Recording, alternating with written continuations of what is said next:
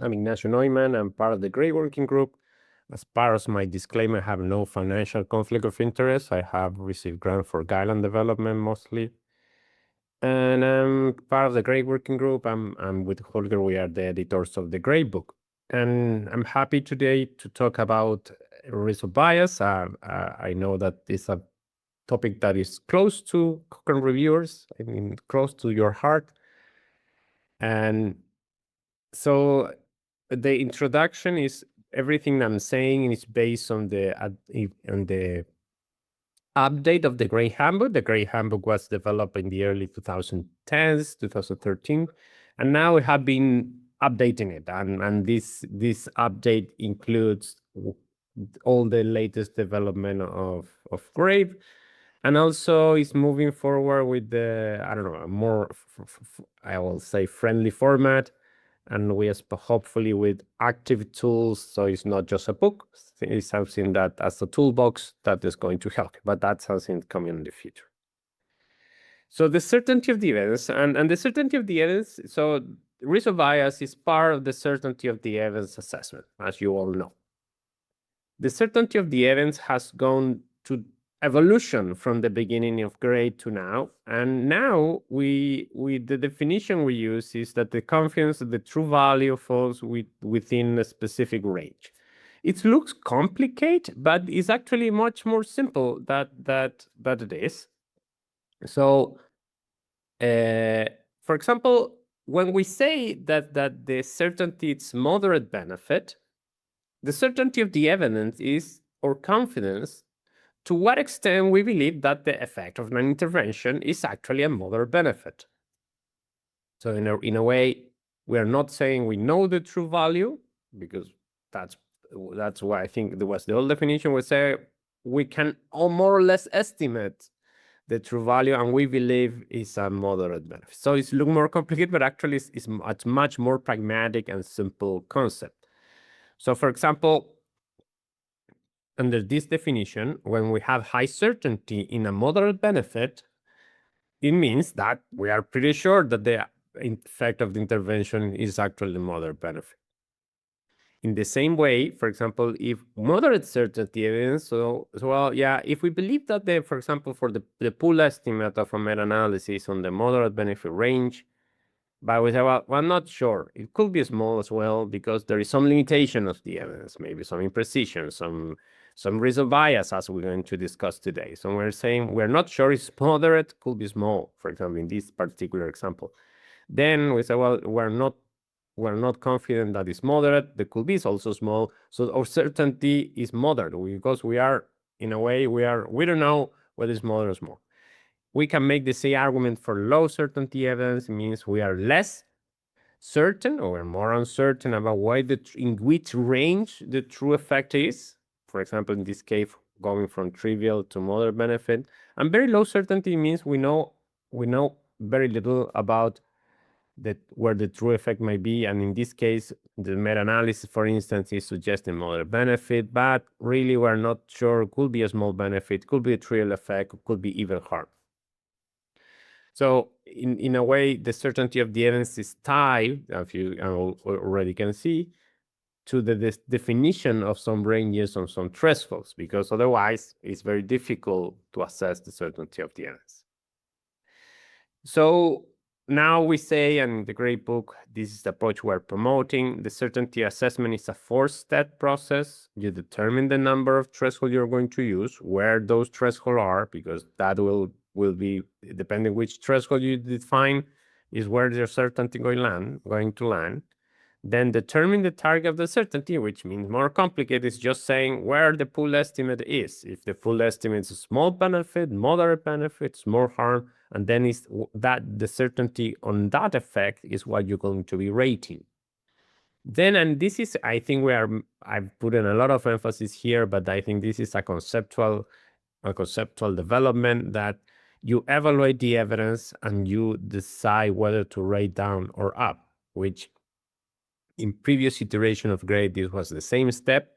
Now I say, look at the evidence and then think about whether you need to rate up and down, rate up or down. We're going to talk more about this and you will see why this is different now. So this is a slide that I like from Carlos Cuello. This is an overview of the grade process. So in grade, you make the argument that the randomized trials start as high certainty evidence, but there is 5 domains that can lower the certainty of the evidence: study limitation, inconsistency, indirectness, imprecision, and dissemination bias.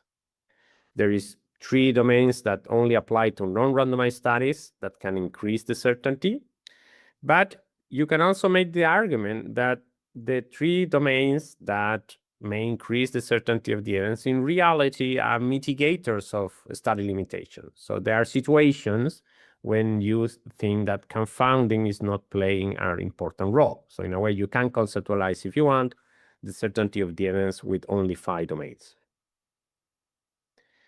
So why we're doing this? What we're doing this kind of webinars, what we're trying to achieve is, we believe that that there was the way that Gray was described opened the room for some misapplication, and the problem was we were over penalizing the certainty of the evidence. So that is the concern. So why this is a concern? So well, is if grade is a broken clock that always say very low certainty of the evidence, that is not useful at all, right? Because then if you know the answer in advance, then you cannot discriminate between different bodies of evidence. And why we think this may be happening is, well, because, for example, in this is examples for potential misapplication. Say 75% of the trials are a high result bias, then we need to write down without further thinking. Or if a proportion of the evidence was indirect, the same high I-square, which we will talk later, that I-square is kind of a very overestimating in its ability to actually detect inconsistency. And so in a way, the way that Gray was maybe misapplied is you see a limitation and you immediately write down. So in a way, what you're doing is, if a proportion of risk of bias studies is, or so significant proportion is high risk of bias, there must be bias. The estimate must be biased without actually testing. You just say, well, if enough trials are biased, then the result must be biased. So that's the underlying logic. And what we're saying now is, yeah, well, that may be an issue, but we can actually test whether this is true or not. If you see a problem, you can actually test with your results whether this is an influence of bias or not. So what we're trying to move forward is the idea that is not the magnitude of the concern what we need to rate, but rather the potential for realistically change the results. So in a way, the slogan is create the consequence, not the concern.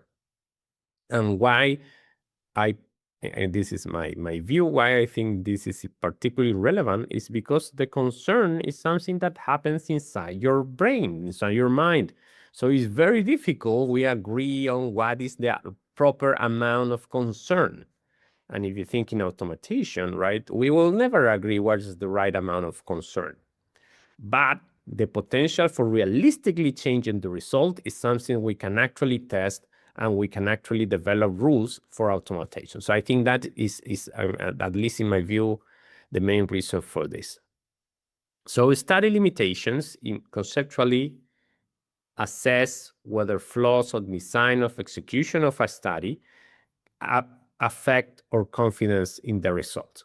This was called in the past result bias, but we're calling it back study limitation because there is different sources of bias. For example, the most clear example, and so is going to talk about later, is dissemination bias. So dissemination is another source of bias. So in a way, if you think result bias was some bias, not all of them, there was other bias that had their own domain. That was confusing.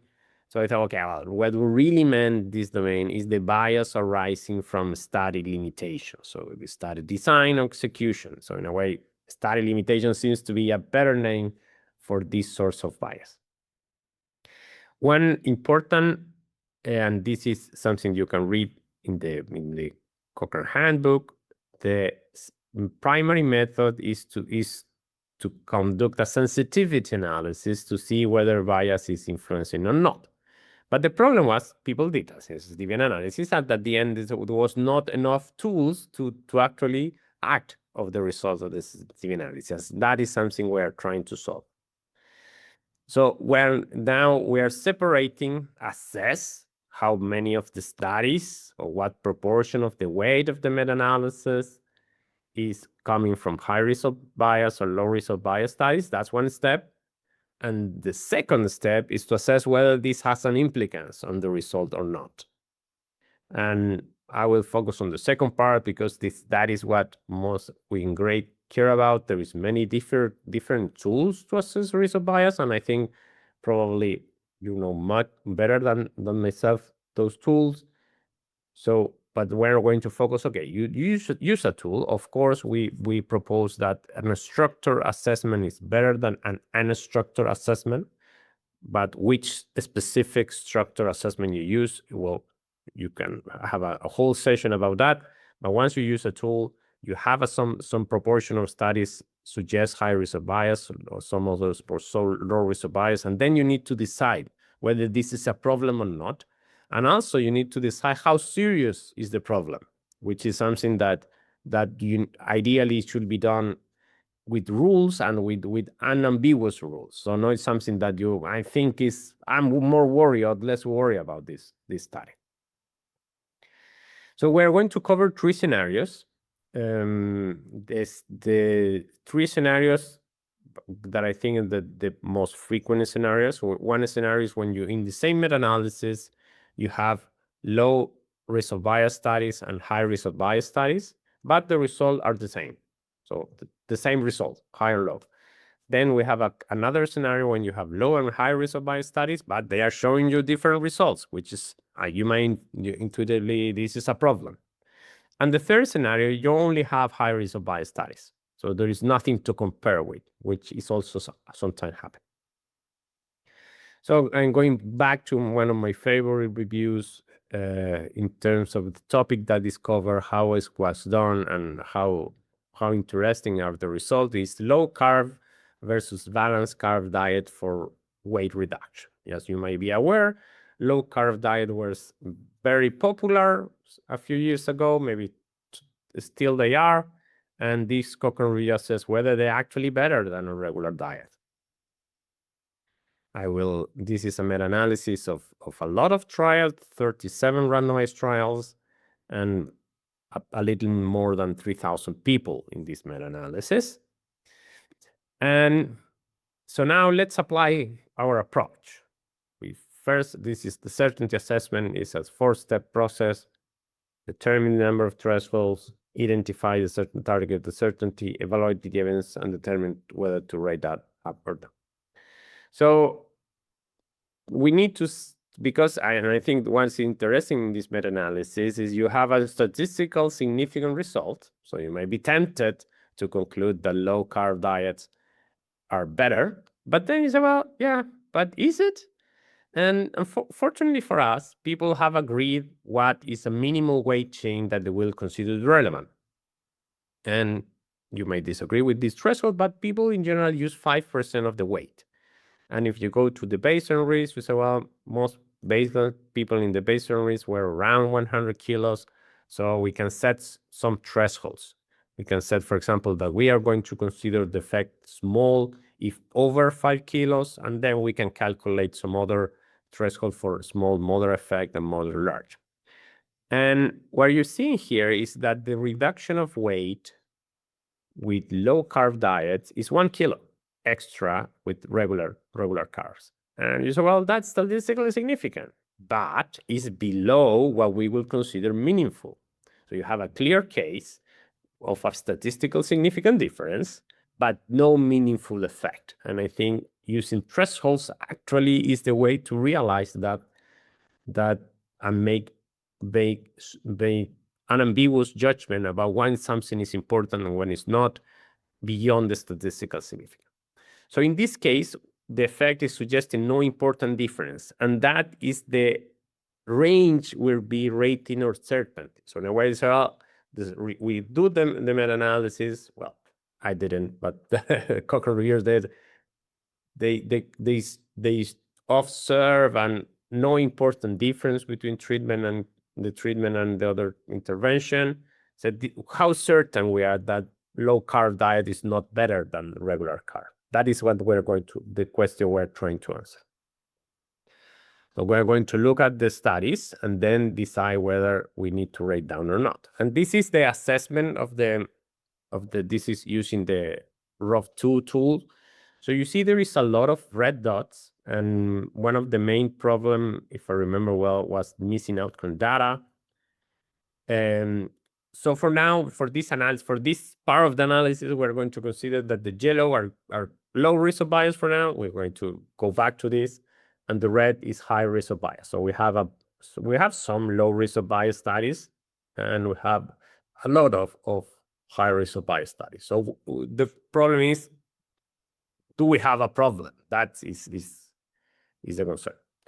And so the hypothesis, why we are worried about risk of bias, why we are talking about risk of bias at all, because on average, high risk of bias studies tend to overestimate the treatment effect. And this is an historical trend. The particular effect of risk of bias, of the bias, may be different in the specific scenarios, but overall, on average, high risk of bias studies tend to overestimate the treatment effect. So we can say, okay, let's make that assumption that high risk of bias actually may overestimate the treatment effect. But that is assumption we can actually measure and we can actually test. And in this case, we have 27 randomized trial high risk of bias that contribute 74% of the weight. It's a lot of weight. But what is interesting here is that the high risk of bias and low risk of bias trials both suggest no important difference.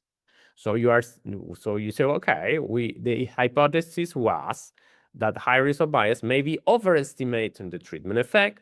Let's see the result. That's not happening. Both high and low risk of bias are showing the same answer. So in a way, risk of bias is not a modification of the effect. It's not something that is influencing the answer we're getting from this evidence. So why we should write down? This is the case when you have high risk of bias, low risk of bias, but the answer is the same. So one of the principles we're saying, if low and high risk of bias studies provide you with the same answer, then risk of bias is not changing your confidence in the answer that the evidence is giving you, which, if you think about it, make a lot of sense. So in scenario one, when you have high and low risk of bias, but they are giving you the same answer, risk of bias is not introducing uncertainty regarding the range of the magnitude of the effect, right? Because it's something that you can actually test and see by yourself. That's one principle. But then, okay, that sounds fair. You may say, okay, but what about if the results are discordant? Then you have a problem, because you can no longer say that risk of bias may not explain the difference. And in general, the general principle is say, well, if high and low risk of bias studies suggest different answers, then we should trust the low risk of bias studies. So that's the general answer. If we have high and low risk of bias studies, and they are, for example, let's say low risk of bias studies are suggesting a small effect, high risk of bias studies suggesting a moderate effect, then we believe the low risk of bias studies, because, right, so they are suggesting difference. But it's more complicated than that, and I will show you this example, which I think is very interesting. This is coming from a real guideline. This is a guideline we were comparing. So in surgery, there is this trend to reduce the fasting time. So if you have a heart surgery, you realize, so you typically make you wait for hours and hours without water and food. And the problem is the risk of aspiration. But nowadays, there is a quality improvement movement. So, well, we should reduce the time of fasting. And there is a strategy called liberal fasting, which allows you to sip a small amount of water until the very end of 1 hour previous the surgery. And this guideline was asking whether these liberal fasting strategies were safe and effective compared to more standard policy of fasting. And one of the key outcomes was whether you are more thirsty or not, which, if you think about it, drinking water for thirst is, we know should have some effect. So what happened in the meta-analysis? So what is interesting here is we had one large cohort study, and we had 4 small randomized trials.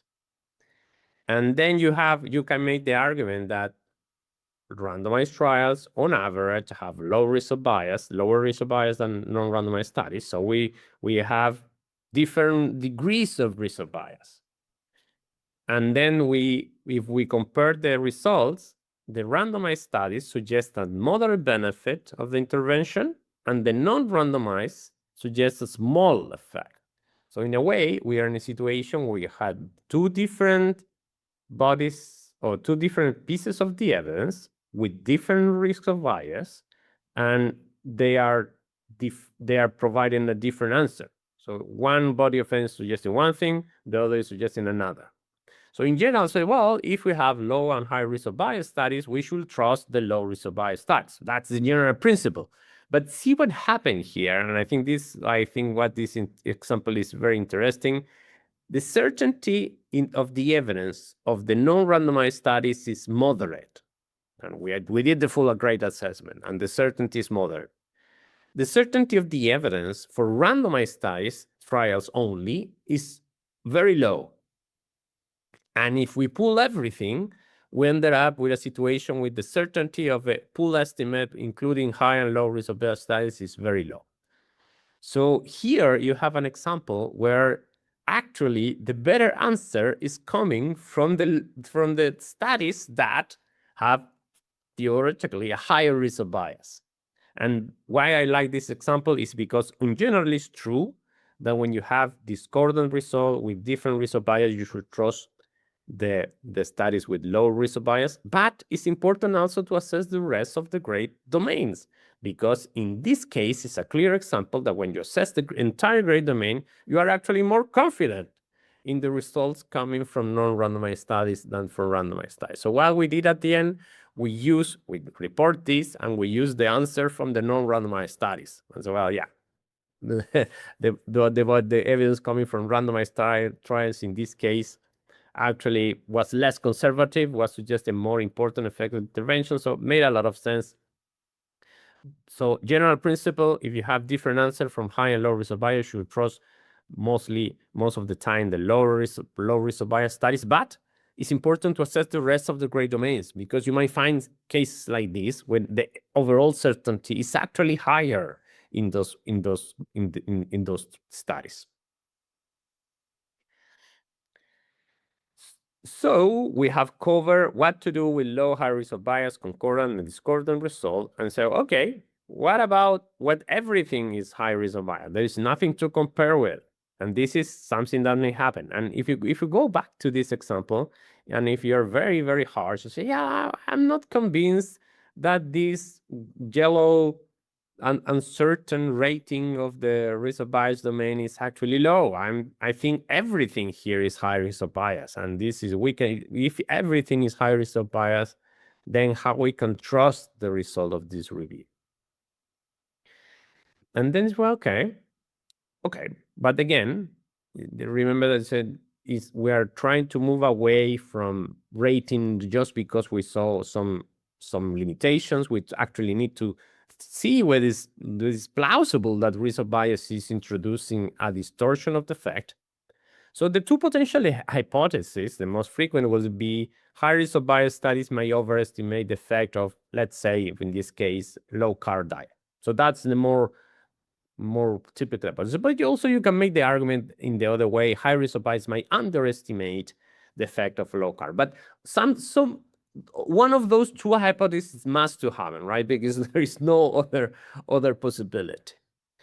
But then we can see the result and say whether this is likely, right? Because we have an important, we're saying that all the studies are high risk of bias. on how wrong we have to be in our measurement to actually be true. And we have our pool estimate that suggests that the reduction is 1 kilo. And if you make the basic math, you say, well, we should be underestimating the effect of, for example, low carb diet 4 times. So it's a large underestimation. And if we are thinking the other side, we think it's actually better. It has to be 6 times. So in a way, we have to be, the measurement we are getting in our results should be very, very, very wrong to actually justify that the result may be a small benefit. So in order to cross the threshold to a small benefit, or measurement should have been very, very, very wrong. And that's very unlikely to happen. So if you go to the literature, how often this happens or how much the effects are distorted by high risk of bias studies is typically 20 to 30%. This is on average. So you may find situations where there is more than that or less than that. But the distortion of the effect is typically a finite amount and is not a huge amount.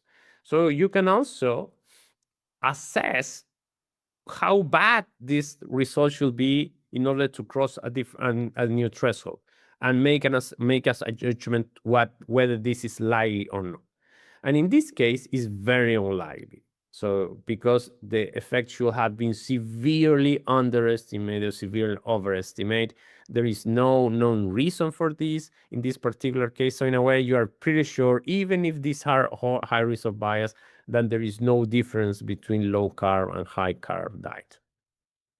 How we can operationalize this more? So in a way, if you make the assessment, this is actually high certainty evidence.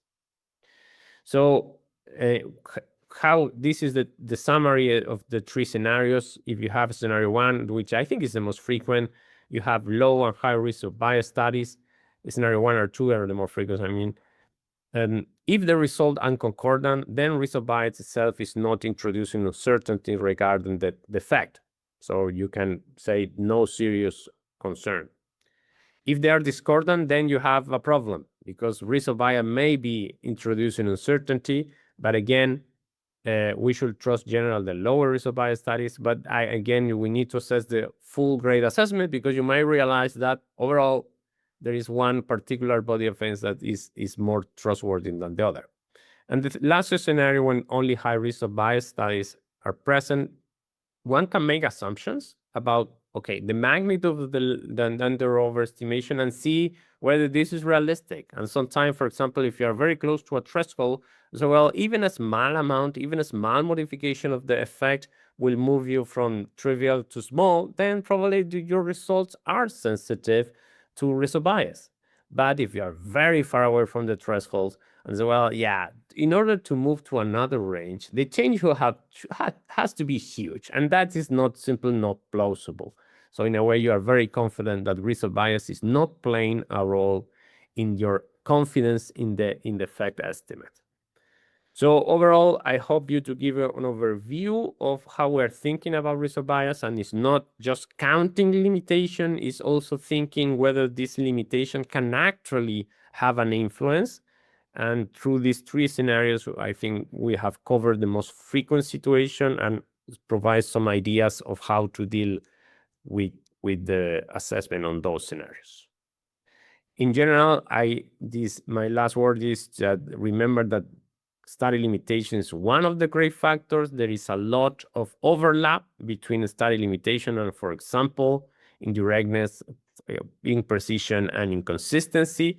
So and we discussed this in a previous webinar, but one of the important things is that the same underlying should not penalize the events for the same underlying factor. So in a way, if you have high risk of bias studies and low risk of bias studies, and then you are penalizing the certainty of events for that, and that is the reason for inconsistency, then you shouldn't penalize for inconsistency again.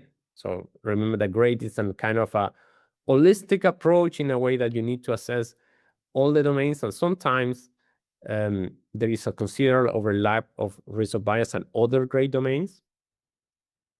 And if you want to know more, the great book, we are planning to more expand the chapter we have, but we think we have what we have is cover the basics, and in the future we hope to expand with more examples and with more practical tools. Our main way of communication with the great community is LinkedIn. So if you want to join community, we'll welcome you. This is the way we disseminate. We have tried different strategies, and LinkedIn is the one is working best for us. So this is where we disseminate webinars and other activities. So you're welcome to follow us. And that will be from my side, Miranda. Thank you very much, Ignacio. The other QR code was master grade. What is that going? If you click that, what is happening then? So one if the grade book, and then the other is the LinkedIn. The LinkedIn. Oh, okay, good. So we continue with Sue's presentation about dissemination bias. You can put all your questions to Ignacio and Sue in the chat, and we will have, I think, plenty of time to answer those. So thanks, Ignacio, again, and over to Sue. Thanks, Miranda, and thanks, Ignacio. I think it is fair to say that dissemination bias is an area where both within Cochrane reviews and perhaps in grade, it has received somewhat less attention than other areas. And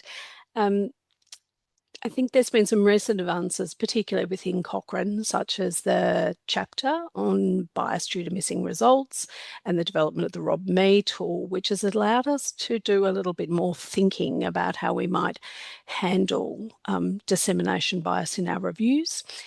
It is fair to say that this is a work in progress in grade. So we have a great chapter on dissemination bias, but there is still quite a lot of thinking going on about how to integrate assessments of bias due to missing results in a grade process. So this presentation is really just a brief introduction to, I guess, highlight that some of the thinking that Ignacio has described so nicely in the last couple of presentations also applies to dissemination bias, that we are very much thinking about the impact on our meta-analysis. But I will go into quite a bit less detail. I'll just touch on a few of the ideas just so that you can make some links between the work you might be doing in assessing bias due to missing results and how that may now feed into your grade assessment. So historically, just so that it's clear, we used to refer to publication bias, and this is an area obviously where there's been a lot of discussion about terminology. In the grade handbook, we now refer to dissemination bias. And of course, this domain really is assessing whether concerns about bias due to missing results from a synthesis could importantly affect our confidence in where the true value of an intervention is relative to predefined thresholds or ranges. And so you'll see that I've deliberately used very similar wording to the wording Ignacio used when describing what the interest is when we're thinking about study limitations, because it is always the same. We're thinking about how these particular biases or limitations affect our confidence in where the true value of an intervention is relative to our thresholds. As is the case with study limitations and other grade domains, we can use sensitivity analyses to investigate the impact of missing study results. But the approaches depend a lot here on what information you have about missing results, and they tend to require many more assumptions, and some of them require more complex analytic techniques. So it's probably a new area in many Cochrane reviews to actually perform these kinds of sensitivity analyses.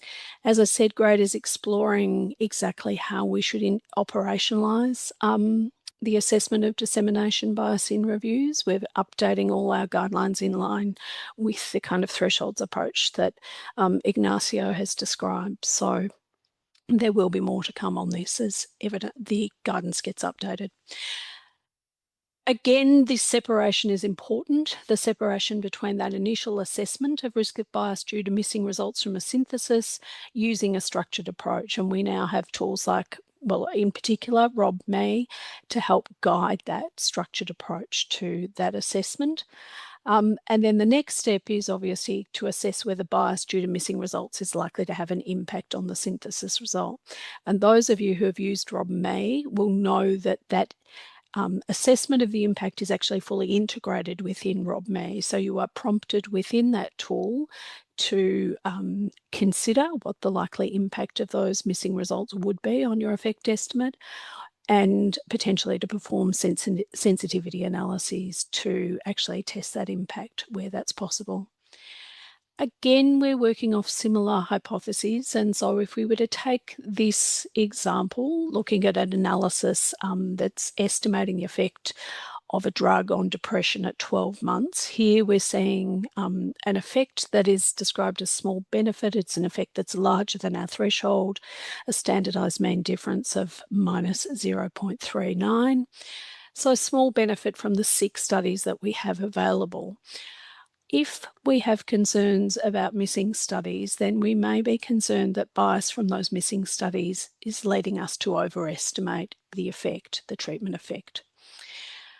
So what if we could examine the effect of those missing studies, so include them in our analysis? Well, there's a range of different possibilities. The first is that those missing studies might not make much difference to our effect. So we might still be seeing small benefit even when we add in those missing studies, if we knew what those results were. Of course, the alternative hypotheses are possible, and these are the ones that would raise most concern in this situation. The first being that perhaps that effect estimate might move to trivial. So in fact, we have overestimated benefit. We in fact have little to no benefit. And a more concerning scenario again is where in fact we may be missing important harm. That's going to change our assessment because we're thinking always about the impact of those missing studies, in this case, on our effect estimate. So in this case, we're not going to have any serious concerns, whereas in these cases, we are going to have serious, potentially very serious concerns about bias arising from missing studies or dissemination bias. There are 2 main scenarios, and I am using the word scenario differently from Ignacio here, really to think about the 2 kind of ways in which we understand bias due to missing results.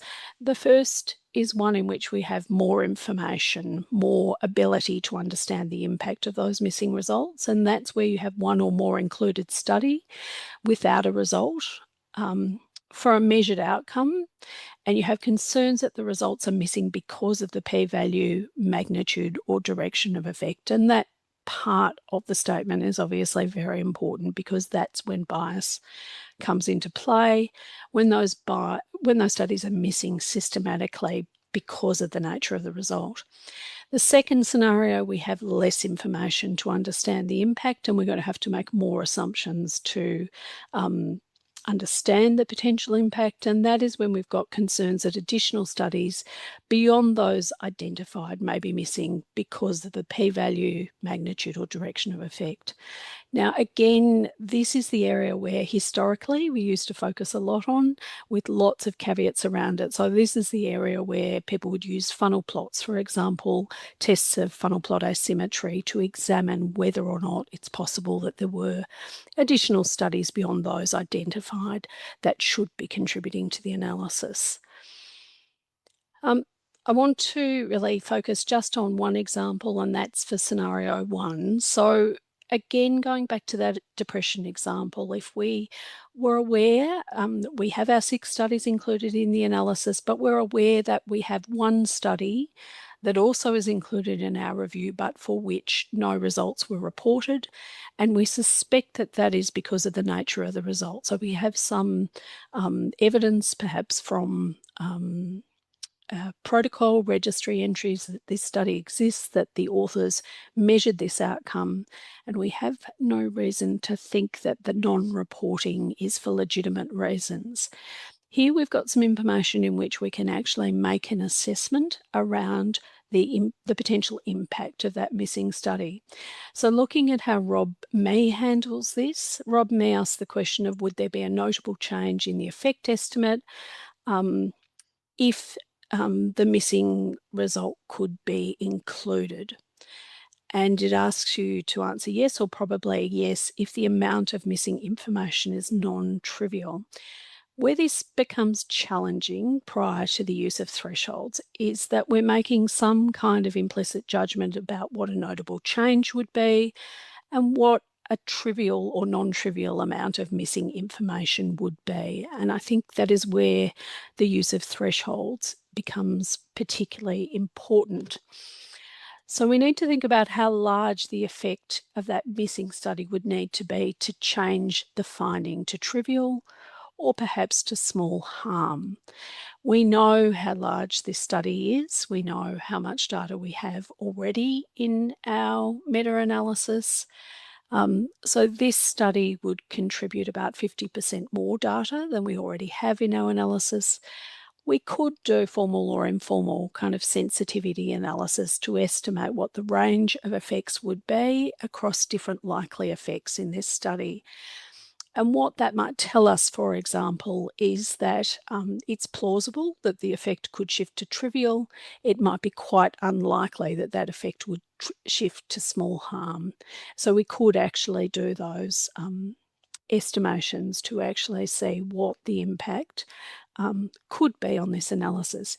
It's not as definitive, it's more exploratory than the kind of analyses that Ignacio was talking about. Nonetheless, the sort of same principles apply. The scenario 2, where we have concerns that there are additional studies beyond those identified that may be missing, is a more challenging one. So here we might be concerned about risk of bias because of the pattern of results included in the meta-analysis, revealing a tendency that studies with a particular result, let's say those with a p-value greater than 0.5, or it may be studies that are indicating a trivial effect, are missing systematically. And typically, or historically, we've used things like funnel plots in particular. I think we've used contour enhanced funnel plots to examine that kind of pattern of results. In this scenario, the sensitivity analyses are more complex. We can do things like restricting to large studies. We can compare results from fixed effects and random effects models to examine small study effects. But these are more complex to interpret. They are likely to require more assumptions, but the principle is the same. We're always considering our thresholds when assessing the likely impact. That's all I wanted to say about dissemination bias. So I think I will hand back to Miranda, who will moderate the questions. Thanks, Sue. Thanks for the presentation and also for the examples that, those were excellent. We have already some questions in the chat, and the questions are for Ignacio. So Ignacio, the first question is, do you suggest combining non-randomized and randomized studies together for assessing the certainty in the evidence? And how would you do that? What would you suggest?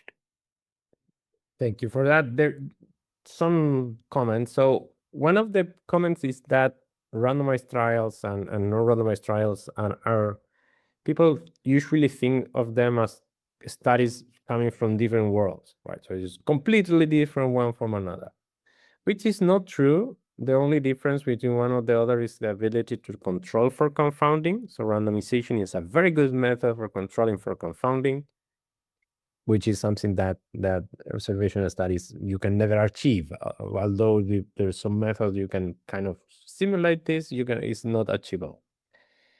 And so well, the first question is when we should look for non-randomized studies, and if there are many situations where this is beneficial, for example, for indirectness consideration. But let's stay focused on risk of bias.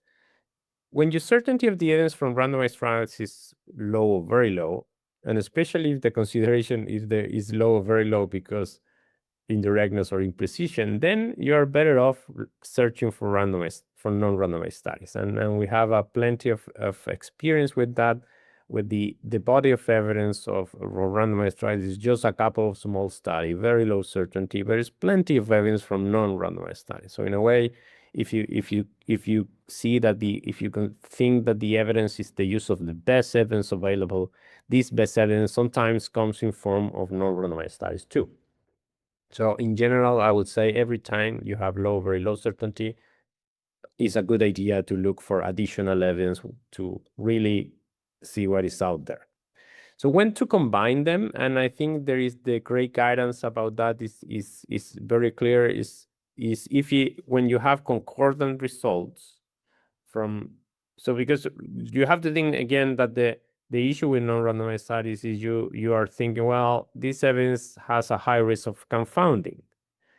But if you look at the randomized studies and the non-randomized study and they are concordant, then the confounding risk is not so serious, or at least you are not seeing in your results. So there is, if for example, you gain some precisions or you improve the indirectness of your evidence, I think it's a good idea to combine. If randomized studies tell you that, for example, the effect is small, and non-randomized studies tell that the effect is large, then you have a problem, and probably it's not a good idea to combine them, because you may make the argument that the only reason why non-randomized studies suggesting large effects is because confounding. And you have a very actually evidence for that there in your own analysis. So I say suggest combining randomized. I think it depends. Many times we do it, and especially in the situation when the certainty of the evidence from randomized trial is low, very low. If, on the other hand, you do a systematic review and you have randomized trial and you have high and moderate certainty, I would say that reviewing the evidence for non-randomized studies is optional. You can do it if you are the resources, but it's unlikely you will gain much. Yes, thanks, Ignacio. And the great book chapter is coming up for this topic, right? Yes, hopefully soon. Hopefully soon. Thanks. The second question is about the classification of low versus high risk of bias studies. And are there any key risk of bias domain you could use for making that classification?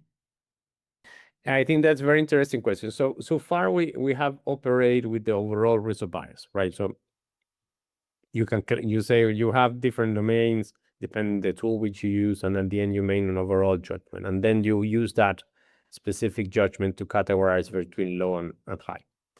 And in general, we're making a sweeping assumption that high risk of bias tend to overestimate the effect. But you may find a situation when you actually know that the specific problem is lack of blinding. And we have a couple of examples of that. And yeah, there is other sources of bias, but the specific problem in this particular body of evidence is lack of blinding, for example. And then you can make the argument that you use one of the criteria to make your categorization rather than the overall certainty, and see if that's changed something. I think that is, in principle, I think that's very interesting approach, and probably maybe appropriate in some instances when you are kind of have some indirect evidence suggesting that a specific concern is maybe driving your results.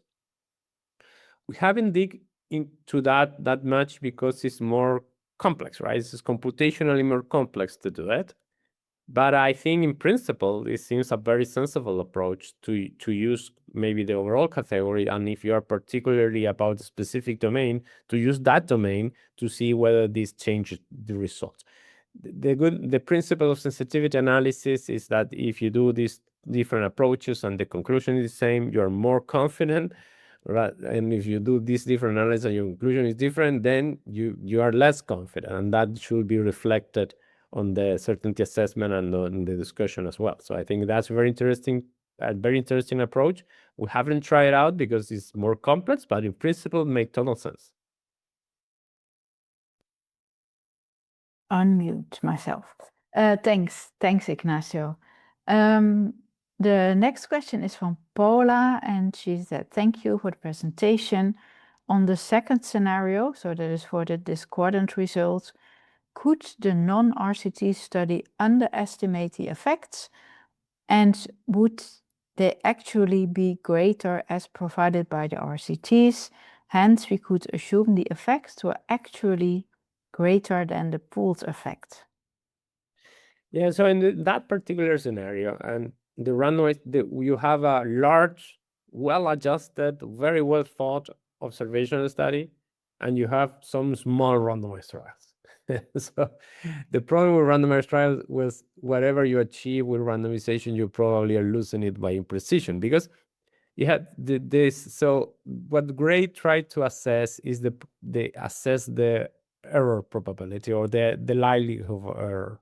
And you have the systematic error, which is biased, but you also have a lot of random error. And I would say most of the literature, the most frequent problem is random error, because your study is too few, the patient study is a very small amount of people. So in this case in particular, in this particular example, there was a lot of issue with imprecision because it was a small randomized studies, and that particular observational study also was adjusted. There was so I think there was other characteristics that made it most trustworthy. I like this example because intuitively you say, well, if you have low risk of bias trial, you should trust your low risk of bias trials. My like this is a counterexample, because sometimes the low risk of bias trial has all other problems. So at the end, what should determine which evidence you use is not any grade domain in particular, rather is the overall assessment of all the grade domains. So in a way, it's not, we're saying it's an oversimplification to say you should go for the low risk of bias studies. We should go for the body of evidence that provide you the highest certainty. That is what I like the result of. Yeah, thanks. The next question is for Sue. At which stage of the meta-analysis do you conduct ROB-ME? Is it done alongside GRADE or before developing GRADE? I think I often think of all of these assessments, whether it's risk of bias at the individual study level or something like ROB-ME, as being inputs into the GRADE process. And I think the more work you do as you're collecting the data and doing your analysis, the better. We have to write up an assessment of missing results in our reviews, most of which are done for consultancy purposes anyway, even if we weren't doing GRADE. Not that that would ever be a scenario we would be in, because we always use GRADE. So essentially we do the ROB-ME assessment ahead of GRADE and then interpret it for the purpose of doing our GRADE assessment. And I think, Ignacio has spoken well to the point that there's an interrelationship between many of the grade domains. So rather than sort of do a sidetrack and do those assessments while we're doing the grade, it's helpful to have it done ahead so that we're considering all the grade domains at the same time. Thanks. Paula asked, is it still okay to use funnel plots to assess dissemination bias, or do we completely throw them away? That last bit is my well, it's not so flippant really, Miranda, I think, because there's certainly been a lot of debate over the merits of funnel plots, and even more so around some of the statistical tests for assessing asymmetry. But the ROB-ME assessment has two components. One is the kind of assessment of the known unknowns, as it's called, and largely that data is coming from studies that you have included in your review, but where you have evidence that those studies have measured an outcome that they haven't reported a result for, so you are missing those results from your analysis. That's the first part of our ROB-ME, but the second part is the additional studies that you haven't been able to identify, and pull of the same approach is taken to those as we've always taken, which is to use things like funnel plots if we can to make those assessments. So yes, they still have a place, and they're particularly important for identifying the unknown unknowns, as they're called. Yeah, thanks for clarifying. There's another question for you. In the case of a small harmful effect in one study and missing data of two other studies, would one rate down for dissemination bias, or would one assume that the data probably might be missing due to a harmful effect? Well, I guess The important thing here is if I think of Ignacio's slides with the different thresholds for effect sizes, we may still be concerned that we're underestimating harm. So even though we might identify that we've got small or what we might otherwise call important harm, we may still be concerned that that's an underestimation. And particularly if we're in a context such as a guideline where we're trying to estimate the net effects, we want to know whether or not we are underestimating harm. And in fact, we should, can't be confident in this scenario that we don't have moderate or large harm. So I think it's important in this situation still to consider whether or not those results, if you're aware of 2 studies that are missing, whether those results are likely to overturn the result from the single study. And, whether that's the case or not might depend on the study size. For example, particularly if you've got if you were to do a fixed effect analysis, but the amount of data you have could influence whether those missing results might change the result you have from the single study. So I would say that assessment is still worthwhile.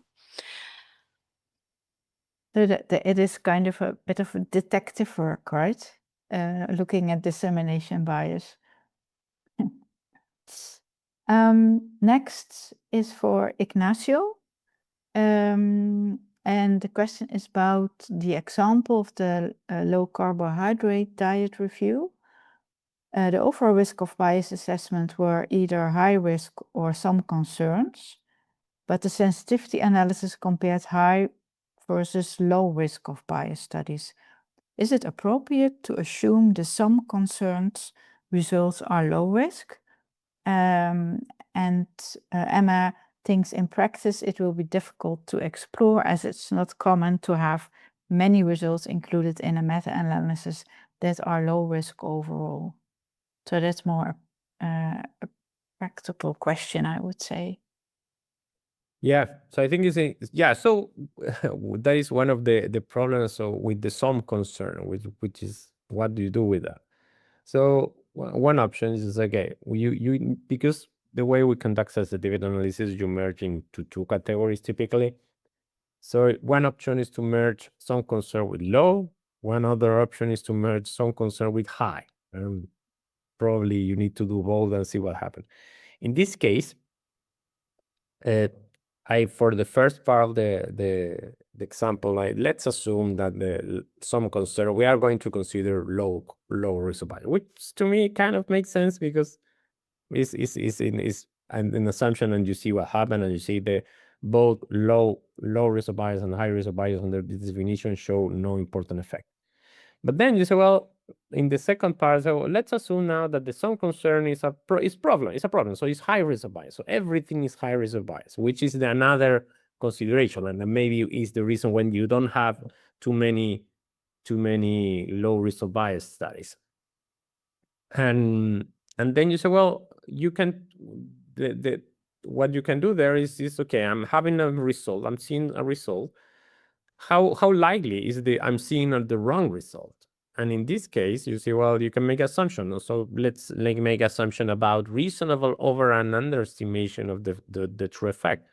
And for example, if you go for the meta-epidemiologic evidence, you can say, well, on average, high risk of bias studies overestimate the effect by 30%. Just say for that something and see what that 30% gets you. Because if you make this assumption and you're still on the trivial range, then you say, well, it's unlikely that risk of bias may change your view of the findings. So that's when if your assumptions about reasonable expectation with high risk of bias or where the true effect may lie move you to another range, then you realize that your estimate is sensitive to the risk of bias assessment, because if what you're seeing is bias, you will actually you are seeing the wrong answer from your evidence. What is, I think, relevant is those assumptions can be made because we have some data to actually estimate how large is the distortion for relative effect and from baseline risk in the case of indirectness. Many times when you make this assumption, you realize that you're still on the same range, and this is something that is actually very interesting. You make this assumption, you're very harsh with your result, and you realize you are not moving from a small benefit, for example. So in a way, you are making a whole fuss for result bias, but at the end, reasonable assumption of result bias don't change your estimation of the effect. So in a way, where we're trying to avoid is people saying, oh, half of the study high result bias, I penalize the evidence two levels just to be cautious, because that is not sensible, right? In a way, you can test whether this actually result bias playing a role or not. Thanks. Yeah, that is. So it's constantly going back to the concept, right, of rating the consequences and not the concern. So in the chat, this was the last question, but I have a question myself also about the scenarios where you have discordant results between the low risk of bias and the high risk of bias studies. And then you say, then you should have more confidence in the low risk of bias studies and those results. Would you then, when the low risk of bias studies are sure clearly a different result than the high risk of bias studies, would you then downgrade for study limitations, or would you use the result of the low risk of bias studies? And if you would take that approach, what is needed to follow that approach? That you say, if there are discordant results, I only take the low risk of bias studies.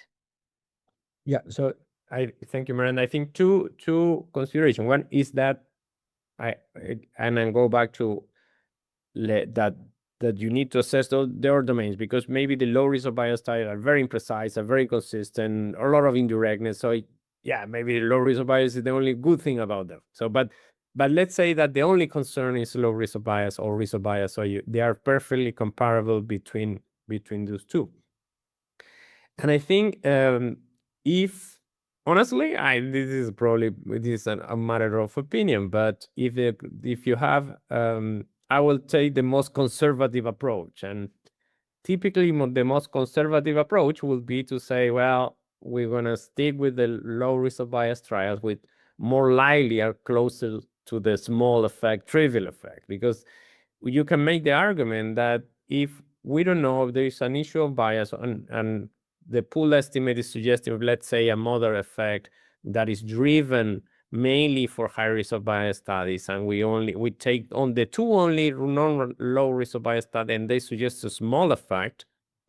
In this scenario, I will consider for the balance of benefit and harm the one of the small effect. And I say, well, yeah, and then we label we have uncertainty about the true effect of this intervention because risk of bias, because we don't know whether it's small or small. So we penalize the certainty of the evidence. But the balance, I will take the most conservative approach and see what happens. Because you can make the argument when you do the balance and you are still see a net benefit of the intervention. You say, well, if then is this we are given the most tough test or intervention and we still see a benefit. So probably it's a good idea to using it, although we're not perfectly clear what is the true effect of the intervention. Yeah, clear, conservative approach. All right. I think it's time to close. But I see a question, from Joanna. There are a lot of nuances, absolutely. Could I confirm that authors of systematic reviews should be thinking about these approaches and reporting the planned assessment and decisions in the protocol phase? Yes, there was a bit of background of my question, I must say. Ignacio. No, I agree that should be thinking in advance. But the problem is so yeah, I think that should be thinking in advance. But also I think if you think about the next step is to make decisions by design. So in a way, so authors not need to think of every possible case beforehand. So you have a framework to do this beforehand, and it's laid down in a way that these all problems are already considered And when you're doing the review, I'm thinking maybe you're using a tool that give you these answers in advance, and so in a way it was already there. But yes, I think those two things, these need to be thinking in the protocol in advance, but at the same time, we should go, and this is my view, to standardize protocols that think this in advance for everyone, not that the author has to figure out everything by themselves each time.